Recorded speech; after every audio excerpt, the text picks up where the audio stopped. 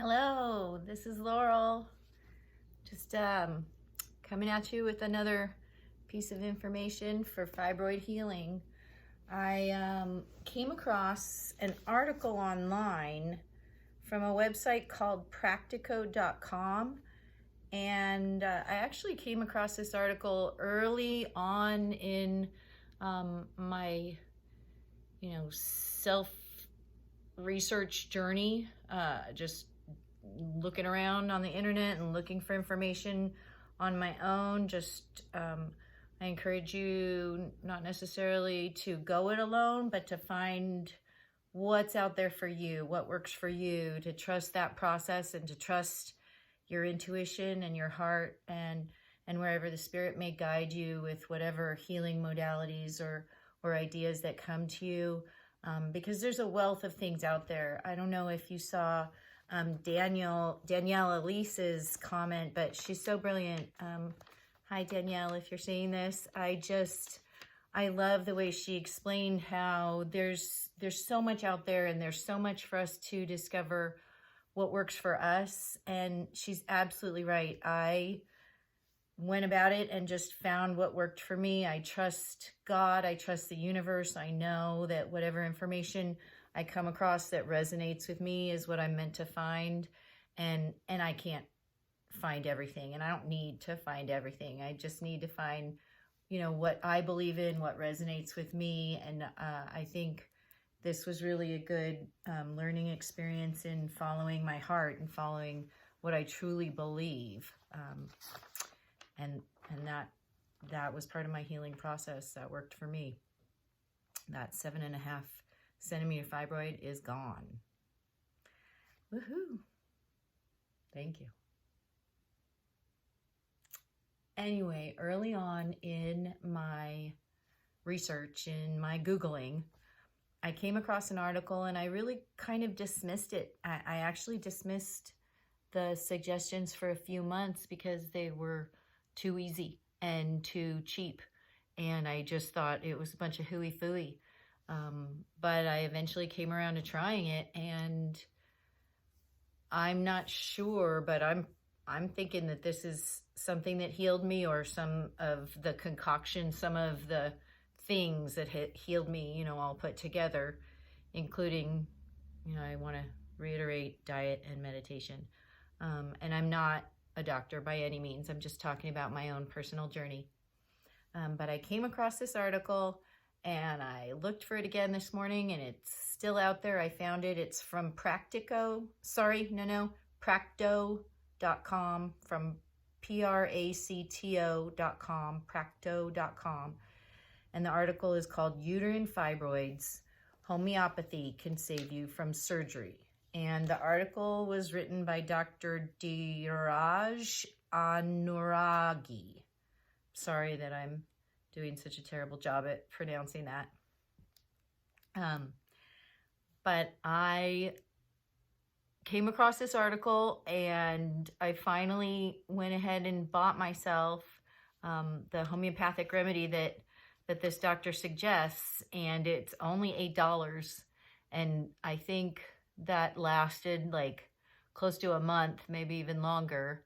You get something like 200 pills or something for $8. It just was such a simple, inexpensive remedy. I decided to finally try it once I started trying more and trying more and trying more.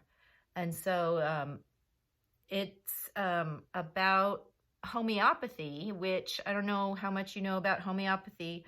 I didn't understand. I didn't know what it is. I didn't understand it very much. I've done some research since, but I know the prefix homeo or homo means same, and a pathy or a pathology, that's an illness. So the idea behind homeopathy is you take a little bit of the same, which kicks your body into recognizing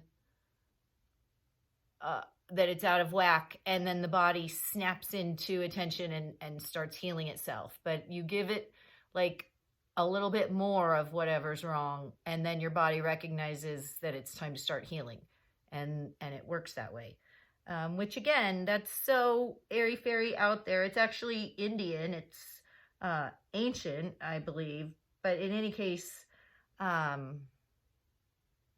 tried it. And so I recommend that you look up this article and you know, do your own research on homeopathics and homeopathic remedies. But I just want to tell you really quickly about this article. It started out by explaining what uterine fibroids or myomas are. It went on to discuss the causes, the symptoms, and the complications. The author discussed diet and nutrition solutions or suggestions. And it says that homeopathy can help you avoid hysterectomy. And there is a section in the article about all of that, which I don't know how old you are. I don't know where you are in your life and what phase of you know, your cycle you're in. But I'm either going through menopause or I'm close to menopause. So that was exciting for me to come across because I would love to avoid a hysterectomy, which I have.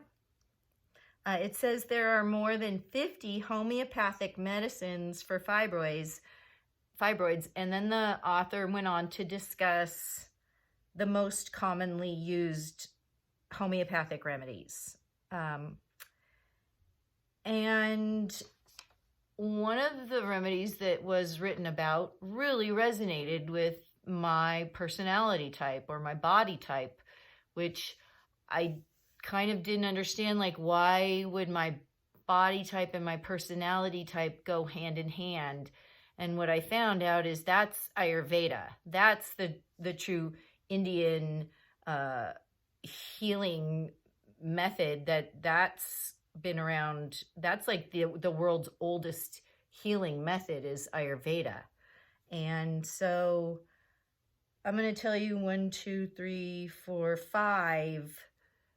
5 homeopathic remedies that this article discussed, and then I'll save the last one for the one that really resonated with me. The first one is called Aurum muriaticum, and it says the sodium salt of the gold chloride decrease fibroid size by treating congestion in and induration of female genital organs. Let me say that again. I kind of messed up that sentence. The sodium salt of the gold chloride decrease fibroids' size by treating congestion and induration of female genital organs. The woman may also suffer from depression, high blood pressure, or palpitations. The next homeopathic remedy discussed is called Calcarea or Calcarea carbonica. And it says fibroids in menopause with heavy bleeding. A chilly, stout, and slow woman easily tired by exertion. Okay, so I just want to stop and say that I am not somebody who suffers from depression, high blood pressure, or palpitations. So Aurum muriaticum did not sound like it was for me.